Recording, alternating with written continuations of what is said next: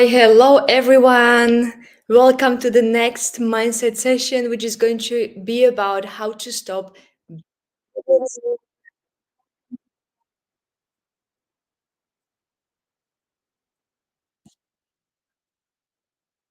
Um, just 1 second. I can hear echoes for some reason. I don't know if you can hear me twice, everyone, because I can hear myself twice.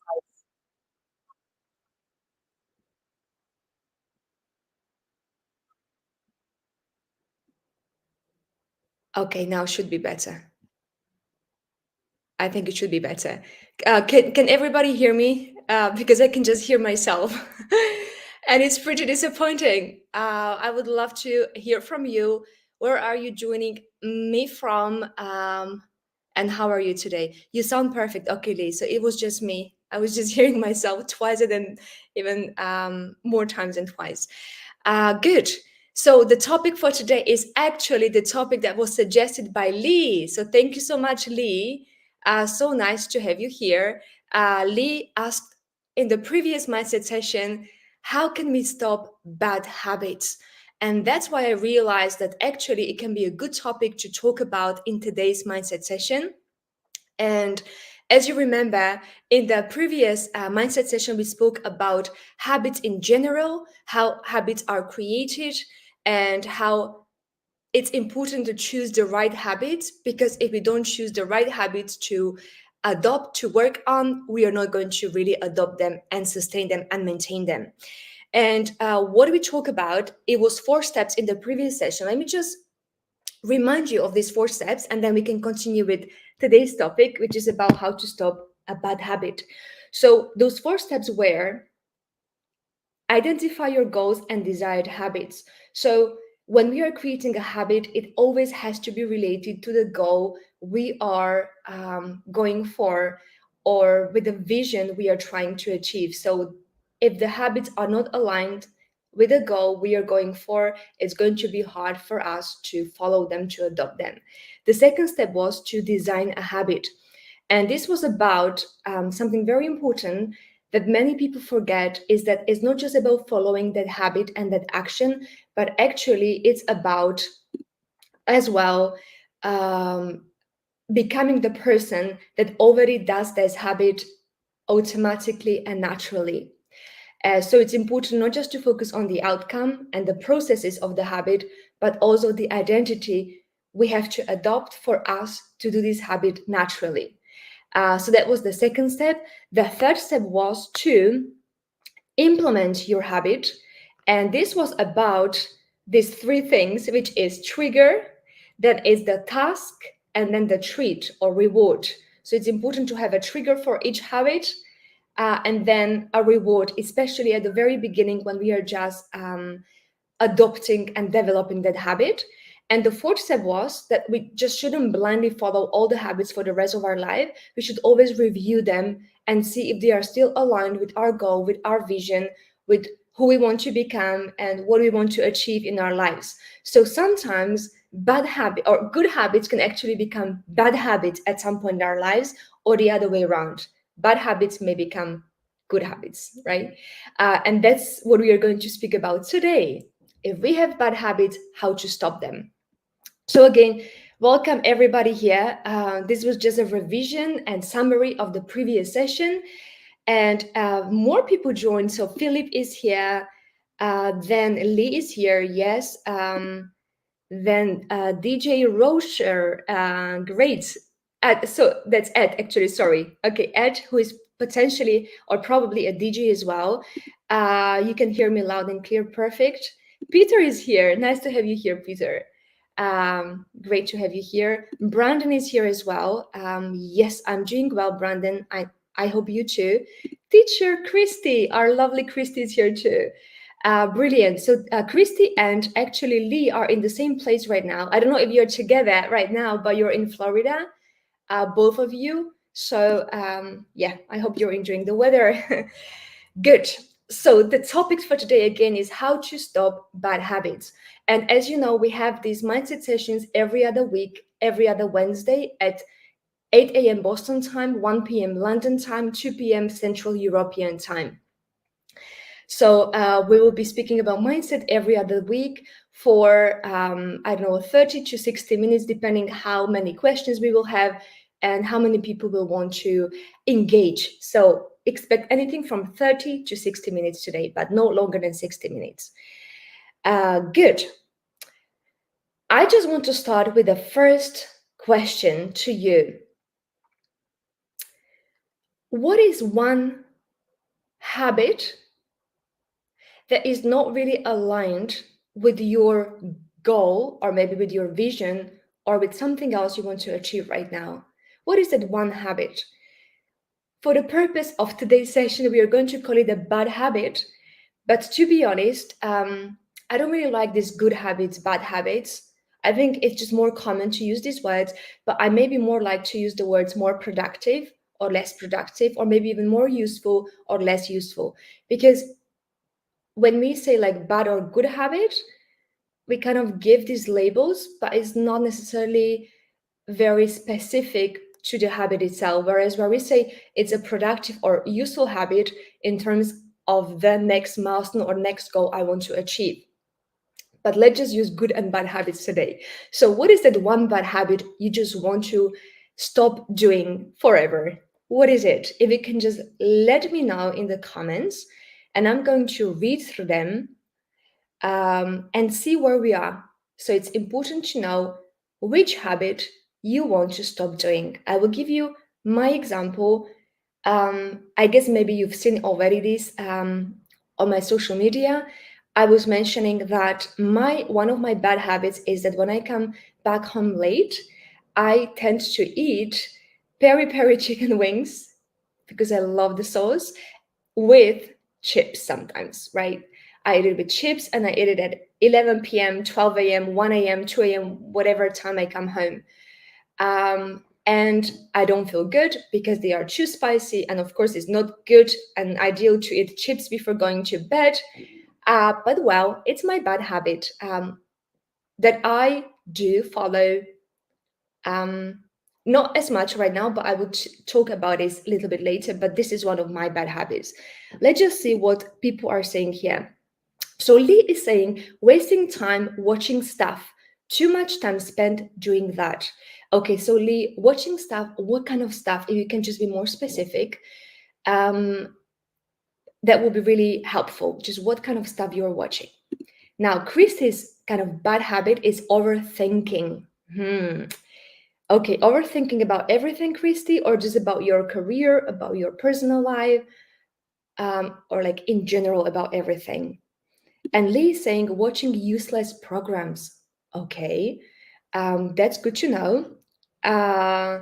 Philip is saying rumination is also one of mine, so I'll say quitting too easily. Okay, so bad habit is to quit too easily for Philip. And Christy is saying I overthink too much that it ends up paralyzing me, so I can't move forward. Okay, that's good to know, Christy. It's overthinking. Now, Eddie is saying overthinking too, and hand in hand with it, smoking. Please, I want to get rid of the later. Great. So I may use your example, Eddie, right? Can I call you Eddie? I will use different examples. Some of them may be easier to illustrate what I want to say, but I'll use more examples. Okay, and Christy's adding to her bad habits, so it's not just overthinking about her career or personal life, but everything. So much going on in personal and work life. Okay, so good. So this is the first thing I want to ask you. What is your bad habit? Good. The second question I have for you, why is it hard to get rid of these bad habits? Why is it hard? What do you think? And maybe what have you tried to get rid or maybe overcome or eliminate or remove or stop those bad habits? So why is it difficult? Why is it hard?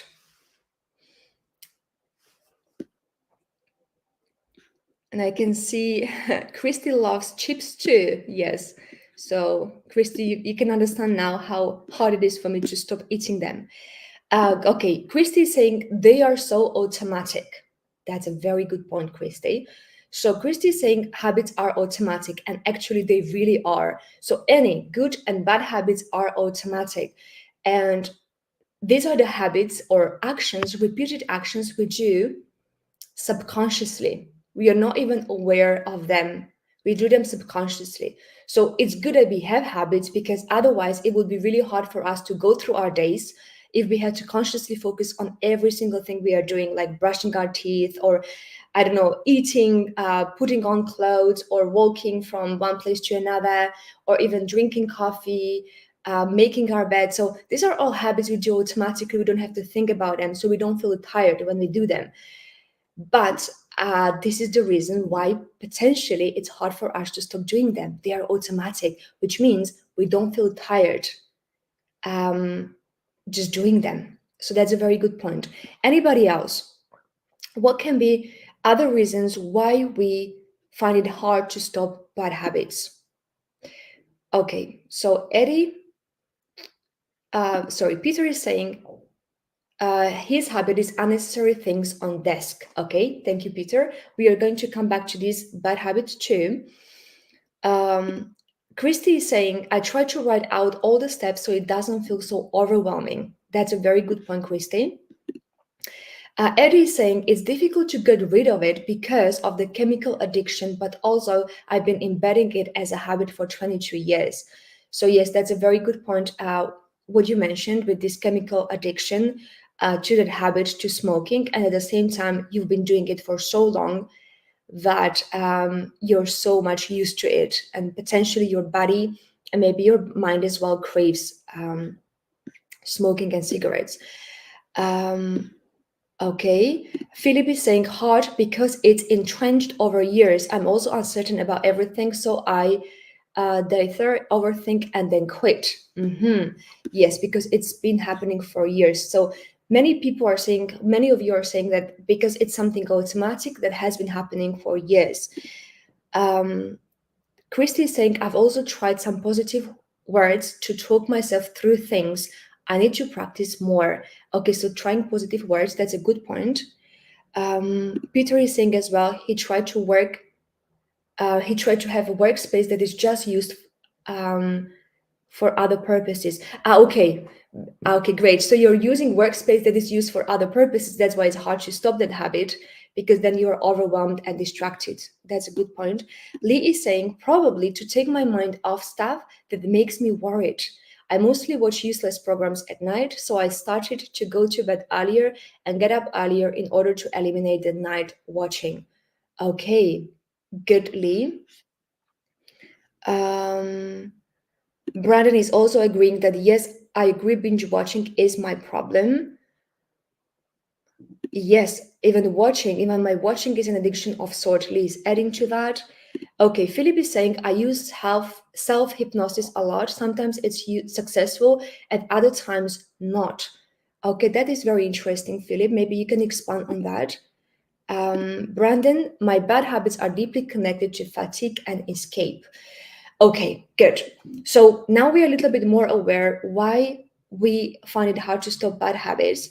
So we already mentioned that they are automatic and they've been with us, or we've been doing them for years. So that's why it's hard to stop them. Another one is really routine. So if our brain finds something easy and automatic and natural, it's not going to encourage us that much to stop doing it, because it already got used to it. It's effective. It helps us go through the day, let's say, yes, with different bad habits. Another one is really immediate pleasure. So usually bad habits give us immediate pleasure, whereas good habits not necessarily all the time straight away, it's immediate pleasure. And because we have this immediate pleasure, we experience it. Like when I'm eating these peri peri chicken wings, it's so good that I know instantly, like in within 10 seconds, I'll be happy. My stomach will be happy. Maybe not 1 hour later when I will try to fall asleep, but in that moment, I feel like it's immediate pleasure. And at the same time, connected to this is delayed consequences. So basically, every bad habit and good habit has impact on our lives, on our lifestyle. However, with bad habits and good habits, we can see delayed consequences. So we don't see the impact of those habits straight away. And because we don't see it straight away, we feel like, okay, it's okay. But delayed consequences can be different depending on the bad habits you have. In my case, it may be really like some kind of problems in my stomach because it's too spicy to eat that kind of food before going to bed, and maybe I can have problems with digestion, and maybe over time even putting on weight. So that's about it. Or even bad habit of overthinking, delayed consequences. Maybe that you will never, or maybe you will make decision, or you will not make decision in a fast way, and you may miss some important opportunities in your life if you are overthinking, or if you are smoking, and this is your bad habit. The delayed consequences can be problems with your lungs, or maybe even other problems. So every bad habit has consequence, but we don't see it straight away. So if we saw that consequence straight away, and I think I mentioned it in one of my social media posts, like if I had to go to hospital because of my stomach problems, every single time I ate peri peri chicken wings, believe me, I would very easily stop doing it. So I guess the problem is as well, it's delayed consequences that we don't experience right now and right here. Another one is we are not really aware of the triggers for that habit. And because we are not aware, we do it automatically without even thinking about it. And because we are not aware of triggers, we don't even know how to eliminate those triggers or how to get rid of those triggers. Yes, and Lee is mentioning, following what I said before, my habit steals my time from my business. So that's a very good point, and that's delayed consequence. So maybe you may make less progress in your business than if you were doing maybe more productive tasks. So that's a very good example, Lee. And Alan join us as well. Nice to have you here, Alan. And Alan is saying, solution to your lodged in habits. Recognize your two brains and the one that is dominant that can distract, clutter. Firstly, you have to acknowledge this to move forward and break the habit. That's a very good point, Alan. So Alan already summarized pretty much everything what I'm going to speak about. Let's just do it step by step, but this is a very good comment, Alan, and I'm going to touch on it.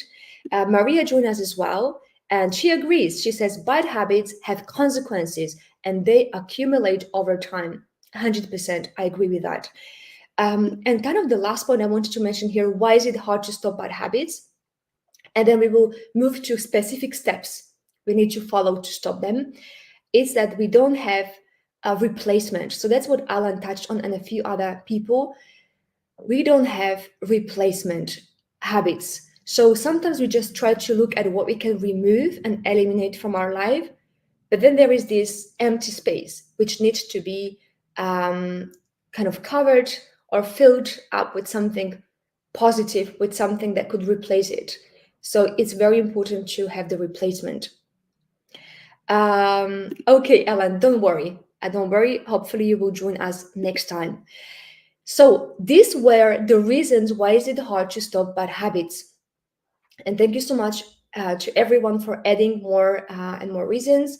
Again, this is the mindset session that we are doing every other week. And this week is about focusing on how to stop bad habits. The second part, which I'm going to touch on right now, is the steps you need to follow to stop a bad habit. So what do you think is the first step? What is the first step? If you already know which habit you want to stop doing. So what is the first step when it comes to stopping bad habits? Maria, yes, great. Become aware. That is correct. So you need to become aware, acknowledge it, recognize. Oh, I love that. Christy, recognize and acknowledge. Yes. So exactly. So one thing actually I forgot to mention, you even have to acknowledge that, yes, this is a bad habit. And even being committed to, yes, I want to change it. So that's very important.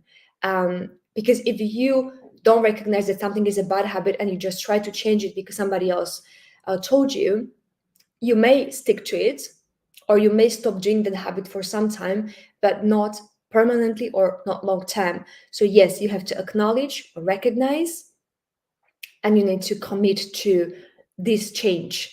Otherwise, these 5 steps I'm going to speak about will not make sense. So yes, thank you so much for adding this. Exactly. The first step is to become aware. And now become aware and actually identify triggers. And what do I mean by triggers? So when we do any habit, there are triggers for that habit or for us to start doing that habit. So let's say we drink coffee. The trigger is we feel maybe tired or we feel that we lack socializing, and that's why we drink coffee with our colleagues, with other teachers, or with our family members. Or the trigger can be who, with whom you do that habit, where you do it, when you do it, even your physical state, how you feel, that triggers certain habits. Okay, so it's physical state and even your environment. These are all triggers that are affecting or that are responsible for these habits. Now, if you look at your bad habit you want to stop doing, can you write down what the triggers are in your case? I will give you my example. So I already mentioned one of my bad habits is eating peri peri chicken wings with chips when I come back home at night. So the triggers are it's late. Almost never, well, almost never, maybe it happened a couple of times in my entire life. I had peri peri chicken wings for lunch. But not really for breakfast and not really for lunch, like many times, just a few times. So usually it happens late at night and not even like 7, 8 p.m., but it happens after 11 p.m. So that's my trigger. It's late at night and I feel like I crave very, very chicken wings. The second trigger, so it's yes, late at night. The second trigger is that place where the peri peri chicken wings are is so close to my house and to the metro station, underground station, that is really hard not to smell it. That's trigger as well, just the smell of the sauce. And also there are many people usually at night coming back home eating it, so it's kind of the socializing as well, right? Aspect, and just the taste, that's the trigger as well. For me kind of then to have peri peri chicken wings. And also another one is that I feel tired. So I very rarely eat peri peri chicken wings when I am relaxed, when I am rested, full of energy. So these are my triggers. What are your triggers? Florina joined us as well. Nice to have you here. So stress and environment or any perceived pressure. That's a very good trigger or point as well, Florina. Yes, so it's stress. When we are stressful, some people, when they are stressful, eat sweets. I, for example, don't eat anything. So when I am in stress, I stop eating. Some people eat sweets, crisps, chips, chocolate. So yes, stress can be a huge trigger. Environment as well. So I think it was actually Peter who mentioned that he then becomes distracted because his desk is just too cluttered. So yes, there can be a trigger, like cluttered desk can be a trigger for not wanting to focus or really not being able to complete one task. Um, Maria is saying, watch favorite TV series late at night, and then it's harder to wake up the next day. Yes, so that's kind of bad habit mentioned by Maria, who right now wants chicken wings. Yes, Maria, I know it's and French fries. I love it so much. Braden is saying, be mindful and sit in your habit. You must be able to fully experience the bad habit so you understand the many facets why it is there. That is a very good point, Brandon. So exactly. So we usually do bad habits for some kind of reasons. We always have a reason why we do bad habit. And sometimes that's why the very first step is even to acknowledge, do I actually want to stop doing this bad habit? So let's say somebody will say, my bad habit is drinking coffee. But the reason why you drink coffee, because let's say it has caffeine, it makes you feel sick, or you just can't fall asleep at night because of that. But maybe the reason actually why you do drink coffee is because you drink it with your friends or with your colleagues during the day, and you feel like you socialize. And that's why what Brandon is saying, when you are mindful and you sit in your habit and you experience that habit and try to make the decision when you are aware, you may find out as well, okay, like maybe it doesn't make me feel good in my stomach, but still being able to socialize with my friends or colleagues is more important to me right now than kind of feeling good in my stomach, if that makes sense, or then going to bed in time. So yes, we definitely have to be aware of that habit and make kind of conscious decision to change it if we want to change it. Um, Eddie is saying availability of tobacco. So that's the trigger, I guess, Eddie. Strangely, the brain will put boredom, stress, concentration, and relaxation as situational triggers. Okay, so it's boredom, stress, concentration, and relaxation as situational triggers. So, yes, situational triggers. Sometimes we have bad habits or good habits depending on the situation. So, for example, I know there were a few people who said that they don't really drink alcohol, but when they meet certain friends, they just can't stop drinking. Or even they said, like, I don't smoke, but when I drink alcohol, I smoke when I drink alcohol. So, kind of like it depends on the situation where you are in when it comes to that habit. Yes, I can see many more comments from you. Maria is saying, I do my bad habit to relax, and if it's eating, it brings me comfort and reduces whatever pressure I might feel. Yes, exactly. So sometimes, kind of choosing that bad habit, maybe even better than not doing it because of the reasons or benefits of that bad habit. So every bad habit has benefits, otherwise we wouldn't be doing it. Some of the benefits are great short term, but not really long term in majority of cases. So that's why we have to be really aware and see which is more precious to us or more important to us. And it may as well kind of change or depend on the period of our lives as well. Um, yes. Good. And I can see Diane join us as well. And she's saying trigger is curiosity and questions. And my mind is an elevator going up and down in the harrods of the universe of knowledge.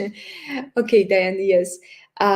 Curiosity and questions, that can be a trigger to maybe different bad habits, maybe like overthinking or other habits. So we are still speaking about the first one, identify triggers. It's so important to be aware of the triggers because then the second step would make more sense if we are aware what triggers we have. Good. Now, what do you think the second step will be? So now we are aware of what bad habit we have. We want to change it. We can already see why we want to change it. We are committed and we identified triggers. What is the second step? What do you think?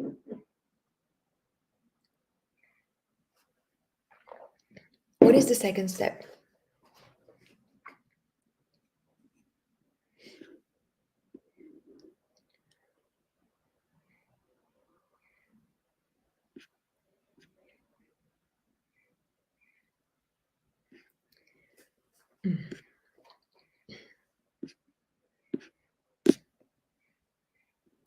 So once we identify triggers,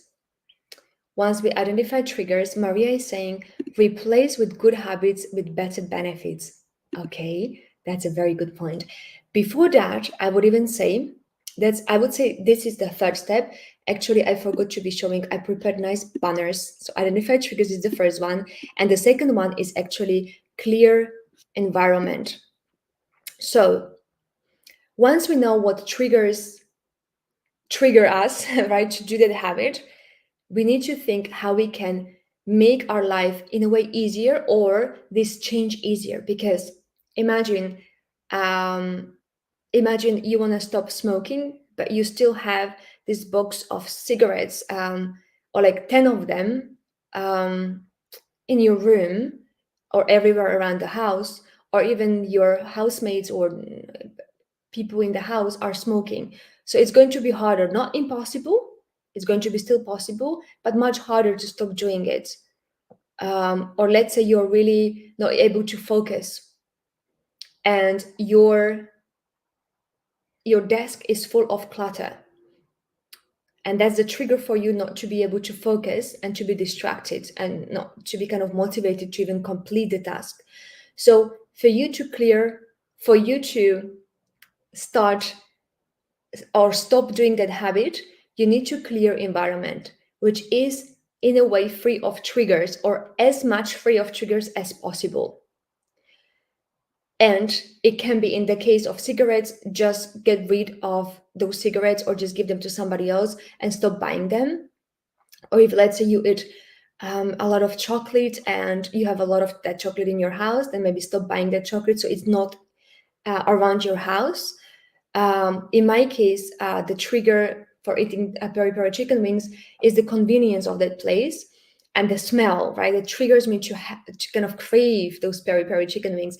So to clear environment would be to literally run away from that underground station to my house, and to kind of maybe even close my nose so that I can smell it. This is maybe a funny example, but well, clear environment, right? So we need to get rid of those triggers. And I want you to just tell me one thing, what you can do already now to clear the environment. Yes, that's a very good point, Florina. We can't get rid of a habit. You need to replace it with another one that works for you instead of against you. So true. Yes, so true. So kind of like, but if we just do it like in a detailed way, we can kind of get rid of that bad habit, and in the next step, we will just try to find out what we can replace it with. So how we can stop doing that habit is by clearing the environment. And Brandon is saying, determine your values and your identity for the future self you want to become. Yes.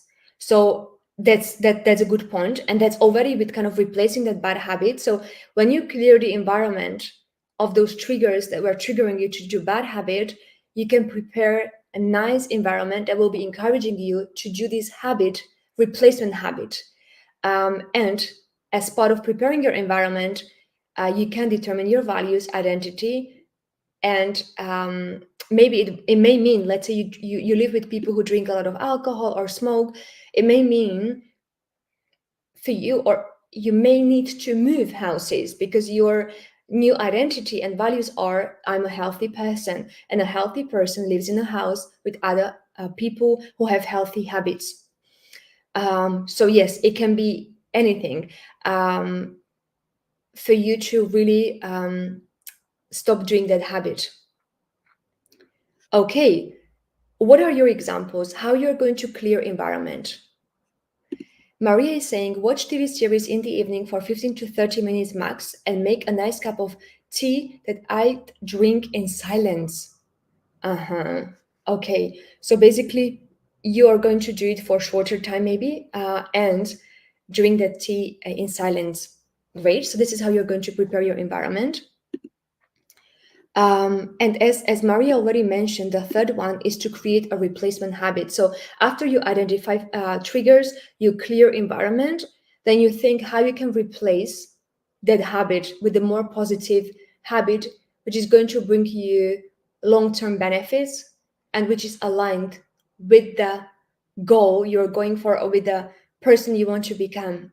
So if you want to become a healthy person, and let's say you smoke, or you eat peri peri chicken wings, or you drink alcohol, or you don't exercise, or you do binge watching, then you will think, what can be a good replacement habit so that I can follow. Eddie is saying, get rid of tobacco and transfer money to a pot. That shows how much has been saved through not buying anymore. So this is a really good one. Basically, getting rid of tobacco is, that's like clear environment. So there is no tobacco in the house or wherever you are. And then the way you replace it, so kind of the money you spend on tobacco, you're going to potentially spend on something else that you love doing. So that's how you can replace it.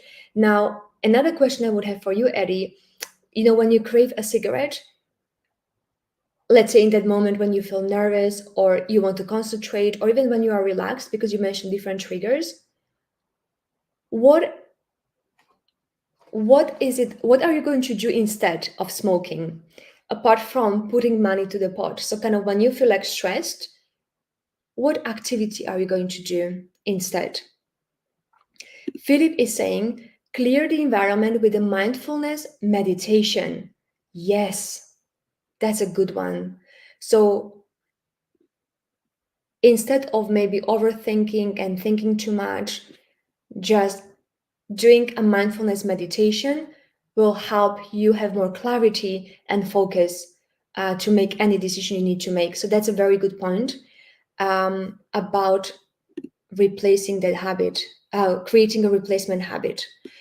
Feel free to give more examples for the replacement habit you are trying to identify or come up with. So my replacement habit was, for the peri peri chicken wings, is to have those peri peri chicken wings with salad. So kind of like not have chips but salad, and have that, right? Or even replacement habit for me was to just start eating a little bit earlier, even when I'm out, to have a decent meal, let's say at 8 p.m., so that I'm not hungry, or maybe 9 p.m. when I come back home. Or maybe for somebody who, let's say, drinks coffee every day and you want to stop drinking coffee, then you can maybe drink juice or something else instead. Or even when you want to drink coffee to socialize with someone, you would just order another drink. So what would it be for you? Eddie is saying 10 slow breath has been something that I have doubled with. Okay, so basically you have 10 slow breath instead of having a cigarette. That's a very good one. That's a very good one. And potentially they have the same effect. And I'm sure you've tested it, you've tried it, so you know better. Yes, that's a good one. So create a replacement habit. Good. What do you think the next one will be? Now that you already have this replacement habit, you have an idea already what you want to do. What can be the next step? What can be the next step? Oh, and I want to read Brandon's comment, which is a really good one. Set up your environment ahead of time. Remove objects and artifacts that visually or physically trigger the particular habit. Replace the artifacts with more positive triggers. Exactly. So that's a very good point, Brandon. Set up your environment ahead of time. And that's something I wasn't doing, for example. So I didn't cook my dinner during Friday, so that when I come back home Friday night, I have a ready dinner. I kind of didn't have good enough food in the fridge. So if I cooked beforehand during the day, then I could just warm that food up so that I could eat something, let's say something small, and I wouldn't be hungry before going to bed. So yes, set up your environment ahead of time. Or even Peter's example was the bad habit of maybe not being able to focus because of too much clutter on the table. So before you even start a task, you clear the table, the desk, so that it's empty, and that allows you or encourages you to just focus on the task itself and not on all the clutter around you. Great. Maria is saying, create mini breaks, stop, drop whatever thought, and breathe. To let go of overthinking or checking LinkedIn for 1000 times. Okay, so create mini breaks. And in those mini breaks, you're going to do like more breathing, and then yes, let go of checking LinkedIn for 1000 times. That's a very good point, actually, Maria. That's something I was doing a lot as well when I was a teacher entrepreneur. And then I felt like I was overwhelmed because when I was checking every other half an hour or every hour, it just felt I was working all day long, and like I was kind of constantly overthinking and overwhelmed with all the messages and posts and notifications and comments. Um, Florina is saying, I think it also helps to take it step by step and work on one habit at a time and not tackle more of them at once. That's a very good point. And actually, that's the next step. So I really appreciate that, Florina. Um, Consistency is important. That's from Maria. Eddie is saying green tea also has the caffeine but creates fewer jitters. Yes, exactly. So instead of coffee, maybe green tea. Um, Philip, one of my core problems is ADD, so I need to have something meaningful to give to my brain. Otherwise, I would just sit and think about problems. For me, solving problems or doing something is stimulating. I see. I would just think of problems. So that's a good point, actually. And I want to just mention one thing here. You already mentioned that when you have a replacement habit, you have two choices. You can either ease in or jump in. So what does it mean? What is the difference between these two? When you ease in, it means you make these changes slowly. And that works for some people or even in some situations on some occasions.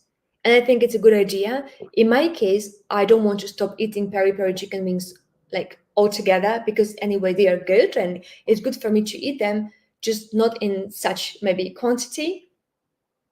And is in could mean instead of peri peri chicken wings and chips, I would just have peri peri chicken wings and then have my own salad that I make at home. And that could be the first step to ease in this new kind of habit or stop doing this habit. Or it can be, let's say, just having then those peri peri chicken wings maybe once a month. Or I will just give kind of myself conditions, and slowly I may stop eating them altogether, or maybe altogether at night, and just occasionally, or maybe I can just say then later, okay, I can have them, but always before 8 p.m. or 9 p.m. So eating means having smaller changes. And I think it was actually Philip who said, you can have, no, it was Eddie who said, you can have green tea instead of coffee. So green tea still has caffeine, but not as much. And if you do that, it's ease in to that process. So it's not a radical change, as in the next example that I'm going to share with you, which is jump in. It means like radical change. You radically kind of eliminate the habit or replace it with something else, like this. So let's say you say, I want to stop smoking cigarettes, and this means that you would just throw the existing box of cigarettes to the bin, or maybe you will just kind of give it to someone else, or you will just stop buying it, and that's it. Or with, yes, my peri peri chicken wings, it just means stop eating it altogether, which is okay as well. But maybe sometimes we are not prepared for it, and maybe sometimes it's not even necessary. Maybe some habits are not bad habits, are not bad habits kind of altogether. They just become bad habits when we do them too much, too often, or maybe depending on the time when we do them and how much they are stopping us from achieving what we want to achieve. So yes, I think depending on the situation. So I can give you an example with peri peri chicken wings. I definitely did ease in process. So just take it easy. But for example, when I became a teacher entrepreneur 4 years ago, I remember I was watching Netflix literally for like 2 to 3 hours a day, not every single day, but many days. I remember I was watching The Crown or other documentaries and series, sometimes for even 5, 6 hours when I came back home from school. And it helped me relax. It was okay. I mean, I don't think it's okay to watch it every day, 5 hours or 3 hours, but it's okay to watch Netflix from time to time. But then when I became a teacher entrepreneur, I had my full-time job, which was 8 hours of work, and I had to do entrepreneurial tasks. And that was at least 2 to 3 hours every day, and even more. So I knew I would not have time for Netflix, and I didn't want to, because I knew if I started watching Netflix, I would not do those 2 to 3 hours of entrepreneurial tasks. And that's why I decided to jump in this one and stop watching Netflix. I think altogether by myself, I never watched Netflix for the first few months, and I would even say a year or two. But I gave this to myself as a treat when I was with other people in a way to socialize. We did watch films and Netflix, but not by myself. And I felt that this is the right way for me doing it. It was easier for me to jump in than ease in. Florina is saying as well, green tea has more caffeine than coffee. The body just reacts differently to it. Okay, that is interesting actually. I didn't know about this, Eddie. So alcohol was a jump in for me. Yes, okay. So for Eddie, stopping drinking alcohol was a jump in. Yes, that's a good example. Um, I've jumped into abstaining from alcohol as my mind doesn't consider it an addiction. And Brandon is saying one very important thing when we are trying to stop doing that habit: do not criticize or beat yourself if you fail. Be the kind of parent or teacher you are for other people and be understanding and kind.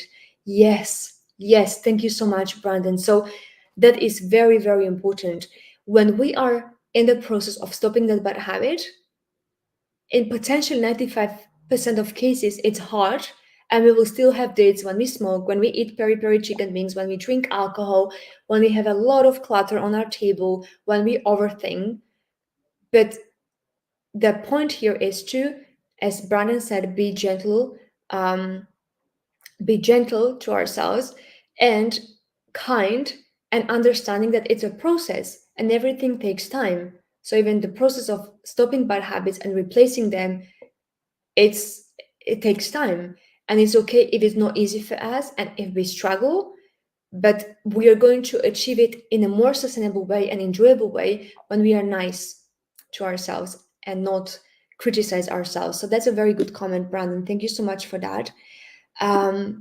So again, these were the 5 steps to stop doing any habits. So it's identify triggers, clear environment, create a replacement habit, and then depending on your personality, the habit, the period of your life, ease in or jump in with a new replacement habit.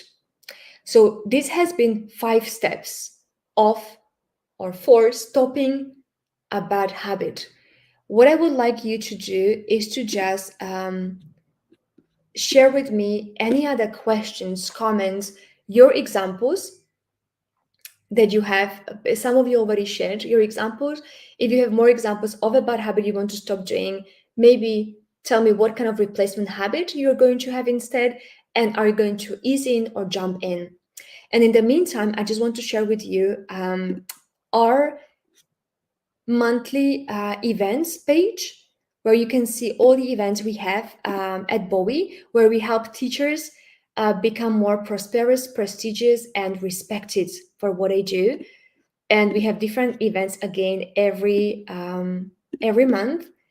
So Mindset is every other Wednesday, but the next event we have, it's about growing or grow with podcasting. So we are going to speak about podcasting. That will be a session with James and Martin. And Martin is a very famous and good podcaster. So he's going to speak about his own experience. This is going to be our workshop. We usually do these workshops once a month. And this one is going to be on the 26th of September from 1 p.m. to 3 p.m. Eastern Time. And it's going to take, 2 hours.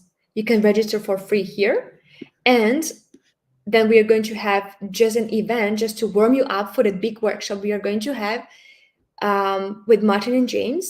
So Martin is going to speak about his podcast, as he's been doing it for some time already. And you're going to see how Martin is using his podcast to attract potential students or even sell digital courses and run his membership. And he makes thousands of dollars every month just by podcasting and then attracting students through that way. So that is going to be on the 12th of September at 1 p.m. Eastern Time. And that's going to take just for 1 hour. So these are the 2 events which are ahead of us. And again, the next event with me is going to be in 2 weeks on Wednesday. And we are going to talk about something that many teachers want to talk about, and it's like practical tips to attract more money as a teacher. So these tips will be mindset tips, some practical tips, tangible tips as well, how you can attract more money as a teacher. And there I will speak about how I doubled my hourly rate as a teacher without changing any strategy. So I was charging about 15 euros per hour, and I doubled to 30 euros per hour just by changing some of my money beliefs. And then I'm going to share with you as well one simple method you can use at any time, at any point of your day, regardless of how much money you have in your bank account. And by you practicing that method, you will feel more prosperous as a teacher. And again, regardless of how much money you have in your bank account, you will feel prosperous. So that method I will share with you in the future, in the next mindset session. And let me just read a few maybe takeaways and comments from you. Um, so Peter is saying, jump in, tolerate no junk from today. Okay. So the last point I will mention, and I appreciate this, Peter, is that I want you to have an accountability partner for this. So if there are some people here who want to be accountability partners to others, just say yes, me or accountability partner, and then you can match with one another.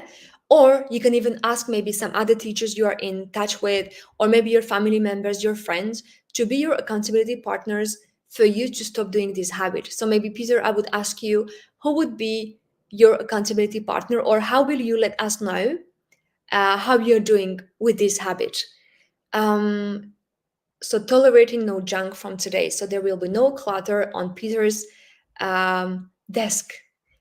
How will you let us know, Peter, or who will be your accountability partner? And I would like to hear from others as well. If you want to be accountability partner to somebody else just for this one bad habit, just you can mention it here in the comments, or you can even contact each other because you have seen now who was participating, or maybe you can even ask somebody else in your environment. It's easier when you have somebody who holds you accountable to stop any bad habit. And it's going to be good for you as well to track your process of stopping it. Any other questions or comments before we finish today? I think, let me just share the monthly webpage with you. I haven't done it. If you want to attend our future monthly events, and even I'm going to share this link where you can actually sign up for all the future mindset sessions so that you will get reminders and you will not forget. I will share this with you as well here. And again, the next session is going to be about how to attract more money as a teacher. If you have any other takeaways before we finish, I'll be reading them on the screen, and then I'll just let you go. But again, today's session was about how to stop bad habits, and we identified 5 steps, which was identify triggers, clear the environment, replace or create a replacement habit, and then ease in or jump in. These were the 5 steps, and I'm so happy so many teachers could attend. And it's always nice if you can invite more people to join these sessions, more teachers. They may as well benefit from this, because again, it's good to follow strategies, different strategies, but if we are not in the right mindset that supports that strategy, it's going to be hard. And that's why these mindset sessions are with me every other week. Wow, Diane, thank you so much for summarizing this. So Dan is saying cigarette. Number 1, put the remaining cigarettes in the freezer.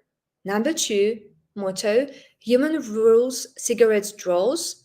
And number 3, when craving, hydrate. Get physical.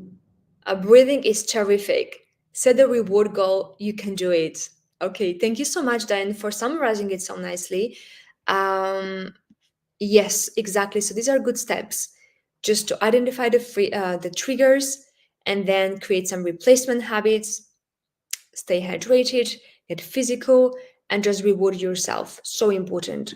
Florina is saying, I will ease in my new habits. Yes, thank you to Florina for attending the session. And hopefully, I will see you all in the next live session where we are going to speak about attracting more money and how we can create a magnetic personality that will attract more money as teachers. Thank you so much for today. Have a beautiful day and see you in 2 weeks' time. Good luck with stopping your bad habits and let us know how you go with this. Bye bye.